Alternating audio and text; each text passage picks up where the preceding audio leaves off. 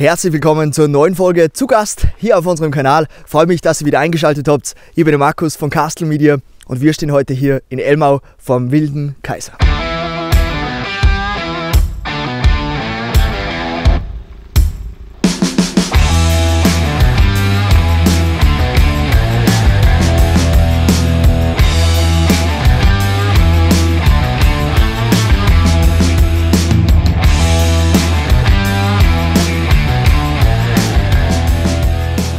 Dieses exklusive Landhaus hier hinter mir, wirklich in absoluter Ruhelage hier in Elmau, mit einem wunderschönen Blick hier direkt hinter euch auf den Wilden Kaiser, bezaubert und steht zur Vermarktung von der Immobilien Höfinger Schmidt GmbH hier aus Kitzbühel. Es ist ein ideales Mehrgenerationenhaus mit der begehrten Zweitwohnsitz-Widmung.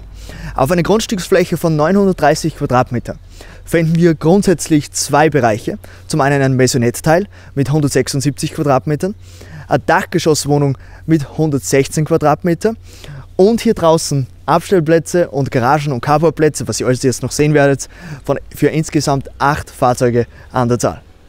Wie ihr hier gut hinter mir sehen könnt, ist hier ein Steinwurf, der ist komplett zubetoniert und ist hier die nötige Hangsicherung für den Garten oben, aber da schauen wir später noch hin. Der zieht sich hier rüber und richtig originell, wie ich finde, ist hier diese Stiege. Also mit dem gleichen Stein, wie hier der Steinwurf gemacht worden ist auch diese Stiege gefertigt worden. Die zieht sich hier so hoch und ist der direkte Zugang auch zum Garten. Hier draußen haben wir grundsätzlich 4 Freiplätze für Fahrzeuge. Wenn man dann hier weiterkommt, fällt schon die Architektur des Hauses auf. Grundsätzlich, erstes Geschoss und Obergeschoss sind beide Massivbauweise ausgeführt. Der Rest ist wirklich in einer klassischen Holzbauweise ausgeführt. Jeweils mit Anthrazitfenster von außen und von innen sind es Holzfenster. Das ist hier der Eingang. Mit 3 Stufen trennt er sich hier vom Platz hier draußen. Direkt daneben sehen wir hier eine Garage. Diese Garage ist wirklich üppig ausgefallen, ist über 3 Meter hoch und bietet Platz für 2 Fahrzeuge hintereinander. An der Stelle auch nochmal einen herzlichen Dank an den Autosalon West, und zwar für das Bereitstellen von einem Porsche 911er Targa. Passt wirklich super hier dazu und verdeutlicht auch nochmal gut, wie breit, wie hoch auch diese Garage hier ist.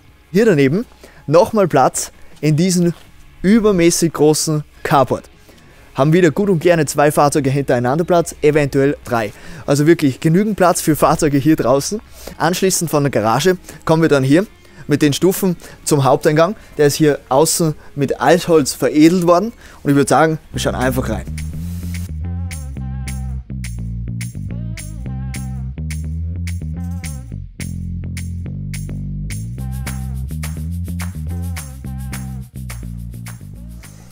Herzlich willkommen hier im Maisonette-Teil, der Haupteingang von draußen. Außen mit einer rustikalen Holzoptik, innen mit einer geölten Eiche. Daneben haben wir die Fixverglasung, die hier nochmal das Licht reinbringt in den Eingangsbereich. Und generell das Untergeschoss, bis auch hier die Stiege hoch ins Obergeschoss, ist alles mit Fliesen verlegt worden. In dem Fall mit der Marmorierung, die leichte Bronzeelemente, hellgrau-dunkelgraue Elemente kombiniert. Und hier mit der Abgrenzung in einer Fixverglasung. Zu eurer Linken haben wir hier den ersten Abstellraum. Alle Gewerke wurden aus der Umgebung bezogen, unter anderem auch hier die Einbauschränke. Die sind hier in der Blech-Metalloptik, ist aber wirklich Holz. Wunderschön, ohne Griff, grifflos, nur mit Druck öffnen sie sich, sind allesamt hier mit den LED-Streifen beleuchtet, maßangefertigt, natürlich auch für den Raum. Werden wir im Rest des Hauses noch ein paar Mal finden. Und wenn man hier den Eingangsbereich wieder rauskommt, hier die Türstöcke, auch aus Eiche. Und hier geht es lang, hier ist das Licht nicht eingeschaltet, ist aber mit Bewegungsmelder, soweit ich weiß. Genau.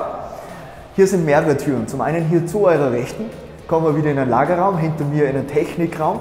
Das gesamte Haus ist mit Gas beheizt. Und hier links von euch den Zugang zur Garage. Wie draußen angesprochen, 2 Fahrzeuge, wirklich guter Größe und man kann hier direkt reinkommen. Die machen wir jetzt zu, denn jetzt schauen wir am besten hoch in das Obergeschoss. Hier vom Stiegenhaus kommend ist hier stufenlos der Übergang von den Fliesen auf den Eichenboden, der hier wirklich fugenlos verlegt worden ist, flächenweise verlegt worden ist.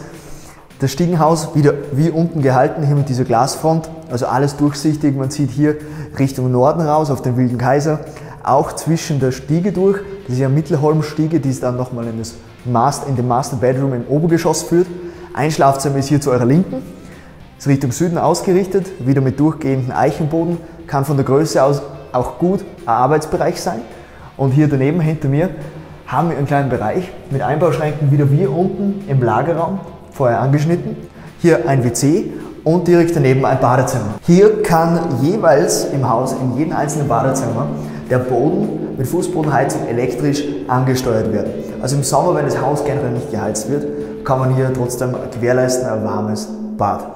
Das Bad, jedes Bad hier drin ist von Team 7, also wirklich Qualität verbaut. Wir haben hier Vollholzmöbel an der Stelle, eine große, wirklich ausgiebige Dusche mit 90 x 90 Fliesen hier an der Wand, auch am Boden sind sie in braun gehalten. Kommen wir wieder raus in das Stiegenhaus und jetzt haben wir zwei Möglichkeiten, hier den Koch- und auch den Wohn-Essbereich zu betreten. Einmal hier mit dieser großen verdoppelten Glastür, wirklich maßangefertigt, und hier nochmal eine Glasschiebetür rein in die Küche. Hier mit dem Hirschmuster steht man in der matt-weißen Küche von Dross, und zwar von Wörgl, ist hier in der Umgebung wirklich sehr bekannt, mit einer 3 cm dicken Natursteinplatte hier, wirklich in einer schönen dunklen Farbe, eingesetzt mit einem Induktionskochfeld, mit Abzug in der Mitte, natürlich alle Geräte hier von Siemens. Gleichzeitig einen schönen Blick raus auf den Garten Richtung Westen, hier rechts sieht man sogar noch ein bisschen den Wilden Kaiser. Richtig schön, eine der Türen, wie man hier rauskommt. Und das ist hier nochmal eine Arbeitsfläche, eingesetztes Waschbecken, matt schwarz gehalten, wirklich schön. Die Fliesen hier wurden hier wieder installiert, allein wegen der Nutzung. Und sobald man dann wieder in den Wohn-Ess-Bereich kommt, ist wieder der Übergang hier auf die Eiche. Steht man im Essbereich hier im Erker mit 4 übergroßen Fenstern, die hier wieder für extrem viel Licht sorgen. Die Sonne bewegt sich hier den ganzen Tag eigentlich rüber. Und das Coole, auch die Lage, also wenn man da rausschaut, man ist umgeben von einheimischen Bauernhöfen, wirklich rustikale, charmante Tiroler Bauernhöfe. Also wenn man den Flair sucht, ist man hier wirklich perfekt. Ihr fast in Alleinlage hier. Das Wohnzimmer, hier würde die Couch positioniert werden mit dem Couchtisch und ein Blick hier auf das offene Feuer, auf die offene Küche und hier raus auf den Erker. Wie gesagt, zwei Möglichkeiten hat man, damit man hier auf die Terrasse kommt. Eine ist hier von der Küche und eine ist diese Tür hier. Und dann sehen wir uns draußen.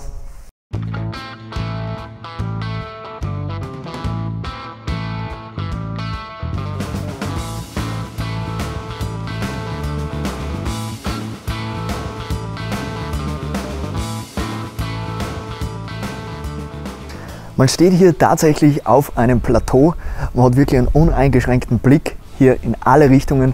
Die Sonne ist hier ausgiebig vorhanden, zieht sich hier wirklich rüber. Hinter mir ja das atemberaubende Naturschauspiel vom Wilden Kaiser. Einfach unglaublich und totale Ruhelage. Man ist in nur 2 Kilometern im Ortskern von Elmau. In 1 Kilometer fährt man beim Bauernhaus vom Bergdoktor vorbei. Und in nur 1,5 Stunden steht man wirklich im Zentrum von München, wenn man mit dem Auto fährt. Das ist der Vorteil hier in Elmau. Also man ist noch schneller hier als wie zum Beispiel in Kitzbühel. In Kitzbühel würde man noch mal 20 bis 25 Minuten länger dafür brauchen. Wenn man aufgepasst hat, vor allem jetzt zu Beginn, die Treppe, die ich unten angeschnitten habe, die geht hier hoch, hat hier den Zugang zu dem Garten. Und die Terrasse ist mit Natursteinverpflasterung, zieht sie sich hier wirklich rund um das gesamte Haus durch. Auch hier nach vorne, da geht die Terrasse auf den Balkon über, ist aber trotzdem noch gleich mit dem Natursteinpflaster hier verlegt. Und dieser Balkon verbindet 2 Zimmer. Zum einen ist das hier derzeit als Arbeitszimmer eingerichtet, kann genauso gut ein Schlafzimmer sein und vis-à-vis nochmal das gleiche. Und beide Zimmer haben natürlich hier einen wunderschönen Blick auf den Wilden Kaiser, da drunten noch auf ein paar Bauernhäuser. Und auch der Blick vom Stiegenhaus hier, der geht hier an dieser Glasfront vorbei, das ist eine doppelte Tür, wo man quasi auch nochmal den Wilden Kaiser sieht. Aber ich würde sagen, wir nehmen diese Tür jetzt einfach direkt und schauen hoch in den Master Bedroom.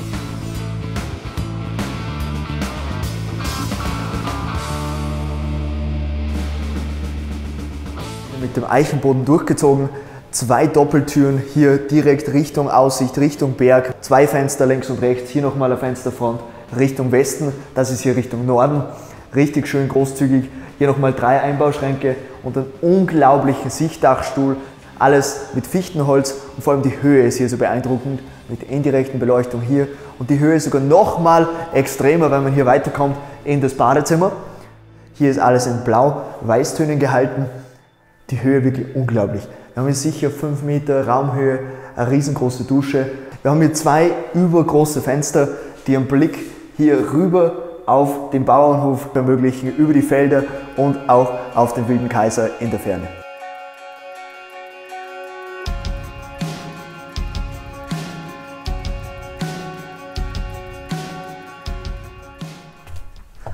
Und hier auf der Südseite im Dachgeschoss ist der Eingang dann extern hier zu dieser Wohnung. Gleichzeitig ist hinter euch ein großzügiger Balkon. Hier wieder, vor allem hier in dieser Seite, mit einem uneingeschränkten Blick, da vorne einen rustikalen Bauernhof und man sieht auch hier hoch auf die Rübezahlalm. Und der Haupteingang, der ist hier wieder gehalten wie unten mit Altholz hier an der Vorderseite, eine Fixverglasung links daneben. Und ich würde sagen, wir schauen rein. Hier der Eingangsbereich wird hier oben von dieser indirekt beleuchteten 500 Jahre alten Scheunentür aus Frankreich geziert. Und hier seht ihr auch schon den Wohn-Ess-Bereich, hier wieder mit der Glastür wie auch in der Küche abgeschlossen. Zieht sich wieder der Eichenboden rüber. Kochen, Wohnen, Essen. Hier mit dem Zugang auf den Balkon wie draußen angeschnitten. Die Aussicht natürlich wieder grandios, alles mit Glas versehen. Und die Küche hinter mir ist wieder vom gleichen Küchenbauer aus Wörgl. Hier in schwarz mit den schwarzmatten Oberflächen. Eine Natursteinplatte hier wieder in schwarzen Stein, Armaturen aus mattem Schwarz. Und hier der einzige Unterschied, ein Induktionskochfeld von Bohrer mit einem Abzug in der Mitte. Der Sichtdachstuhl in dem Fall wieder wirklich spektakulär, in Fichtenholz gehalten, da sieht man wirklich gut, wie die Zimmerer gearbeitet haben. Alle Gewerke aus der Umgebung. Und hier geht es weiter in die beiden Schlafzimmer. Das eine ist hier zur Rechten. Hier finden wir Schlafzimmer Nummer 1. In dem Fall ist es mit der Couch, mit der Ausziehcouch eingerichtet.